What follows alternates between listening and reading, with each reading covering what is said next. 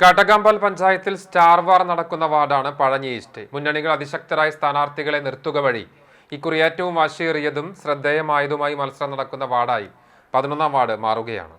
കോൺഗ്രസിന്റെ സ്ഥാനാർത്ഥിയായി കഴിഞ്ഞ നിയമസഭാ തെരഞ്ഞെടുപ്പിൽ കുന്നംകുളത്തെ സ്ഥാനാർത്ഥിയായിരുന്ന ത്രിതല പഞ്ചായത്ത് തിരഞ്ഞെടുപ്പിൽ ഇതുവരെ തോൽവിയറിയാത്ത മുൻ ബ്ലോക്ക് കോൺഗ്രസ് പ്രസിഡന്റ് കൂടിയായ കെ ജയശങ്കറാണ് മത്സരരംഗത്തുള്ളത്.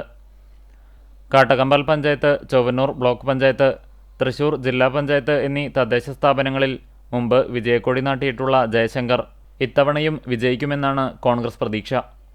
LDF സ്ഥാനാർത്ഥിയായി കഴിഞ്ഞ ഭരണസമിതി അംഗവും CPI മണ്ഡലം മുൻ സെക്രട്ടറിയുമായ KT ഷാജനാണ് മത്സരിക്കുന്നത്. നേരത്തെ മറ്റൊരു സ്ഥാനാർത്ഥിയെ നിശ്ചയിച്ചിരുന്നെങ്കിലും വാർഡിലെ എതിർ സ്ഥാനാർത്ഥികളുടെ വിവരമറിഞ്ഞതോടെ മേഖലയിൽ ജനകീയ മുഖം തന്നെയായ KT ഷാജനെ CPI കളത്തിലിറക്കുകയായിരുന്നു. വാർഡ് നിലനിർത്താൻ ഈ നീക്കത്തിലൂടെ സാധിക്കുമെന്നാണ് CPIയുടെയും LDFിൻ്റെയും പ്രതീക്ഷ. BJP മണ്ഡലം പ്രസിഡന്റ് കൂടിയായ PJ ജെബിനെയാണ് രംഗത്തിറക്കിയിരിക്കുന്നത്.